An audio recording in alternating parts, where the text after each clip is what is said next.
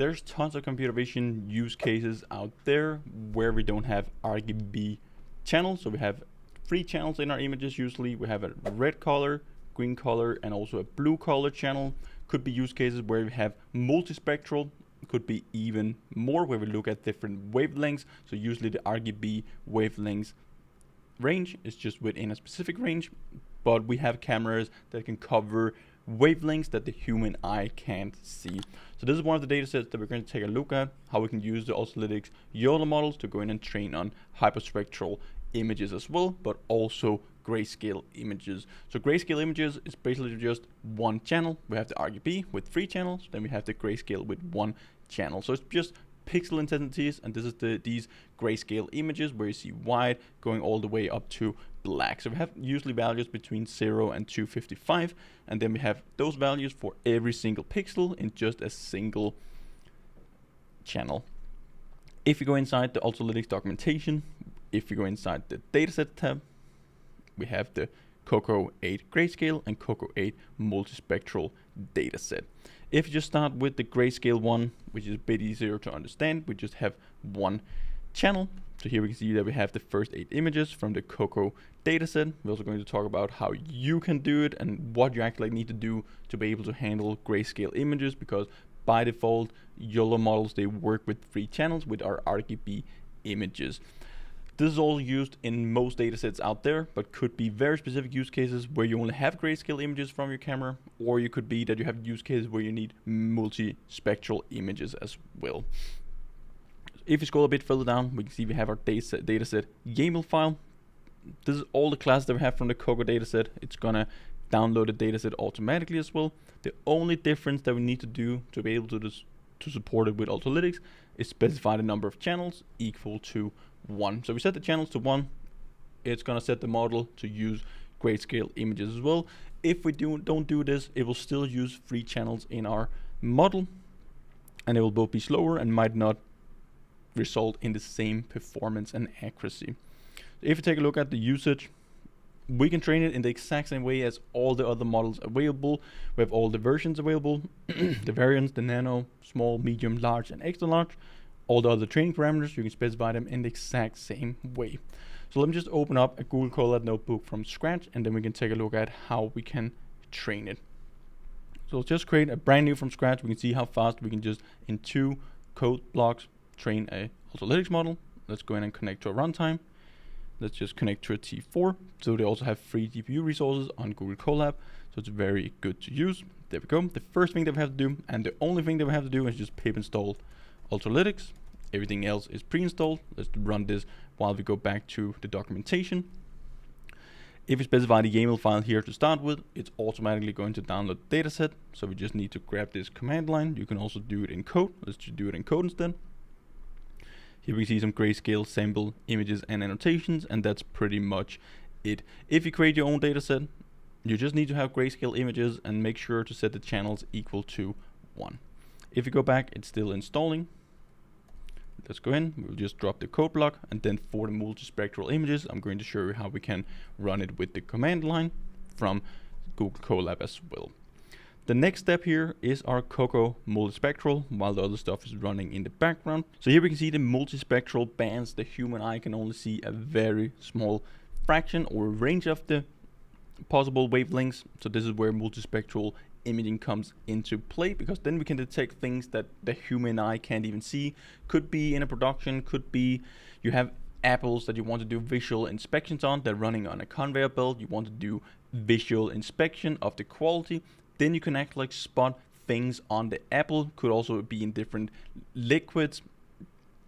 Could be in many different types of objects. Could be leaves from a tree as well. There could be things on the surface or things that the human eye can't see, and we can see that with multispectral images. So it could be some anomaly on the apples.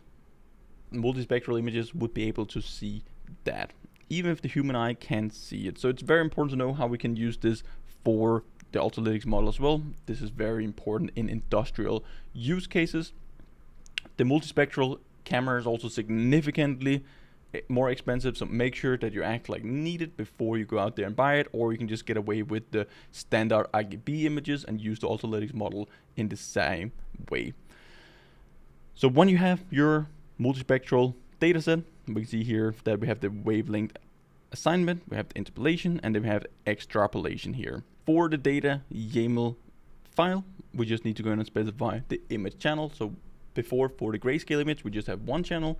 Now we have 10 channels. Because we have way more depth, we have different channels for each wavelength and all that. For each channel, we'll have an intensity, but here, for example, for the wavelengths, we will have the wavelengths for each channel. So we can see, for example, with an RGB channel, we have 650, we have for the green channel, we have 510, and for the blue channel, we have 475.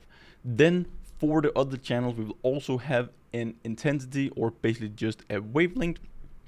And then that is how we act like using the multispectral dataset, but also what's going into the model, because the model usually expects the pixel intensities from our images in the RGB format. So now we can have 10 channels. Of course, if you have grayscale images, it's going to be faster. We only have one channel to process. Now we have 3 channels with RGB. Now with multispectral, we have 10 channels to process data from. We have all the classes still here. First of all, if you want to generate your own dataset, you have to prepare the TIFF images. So we have the channels, we have the height and the width. So this is the exact same as the resolution of each channel. This is the file extensions. This is pretty much everything that you have to do. OpenCV, NumPy.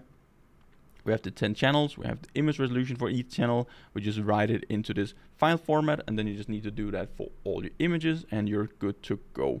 We already have an example, the COCO8-Multispectral. If you specify the YAML file, it will download it automatically. You can also get the download link down here at the bottom. So then we're pretty much good to go. We just need to specify it inside our data YAML file, and we can train our model. So to be able to train on the COCO multispectral, I'm just going to copy paste this one here. This is a preview of the images. So visually it might not be easy to see, because we can see it with the human eye, but we can go in and detect things that's not possible with the human eye and just standard RGB images. So just get a preview here just to see roughly if it's doing the correct things. Again, this is also just the COCO8 dataset, which has been converted into 10 channels. Usually you'll get those 10 channels directly from your multispectral camera, depending on the resolution of the camera as well. Let's go back into our notebook.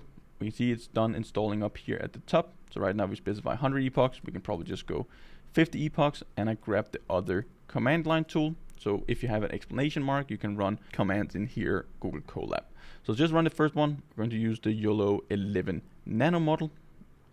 This is going to be in the grayscale images, and then we're going to see the results after. Once it's done training, we can just schedule this one here, so that will run right after the other one is done, and we're going to train it for 100 epochs for this example.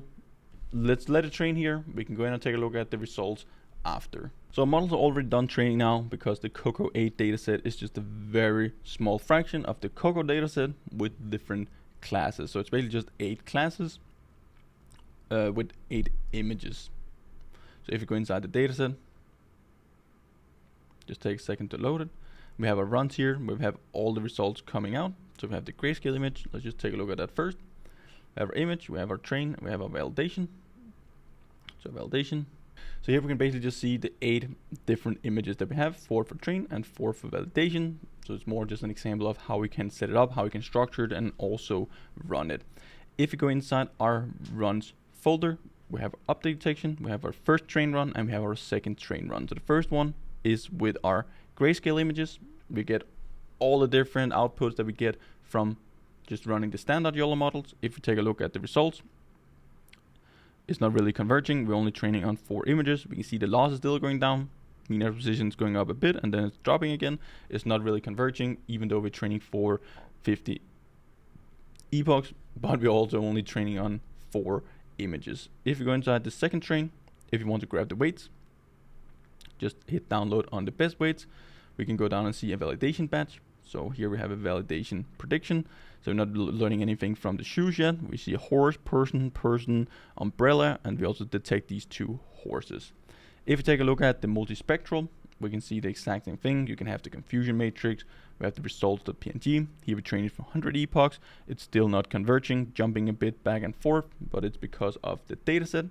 You can download the weights, and let's take a look at a validation batch. Now we got a bold here, wrong prediction. We got a wrong prediction with the person as well. Just make sure that here we're taking the RGB image, converting it into 10 channels. So we basically just destroy the image, but we still be able to detect umbrella and also person here. So we definitely need more data, but this is just the idea of how you can structure a data set, how Ultralytics support multi-channel images or also just a single channel.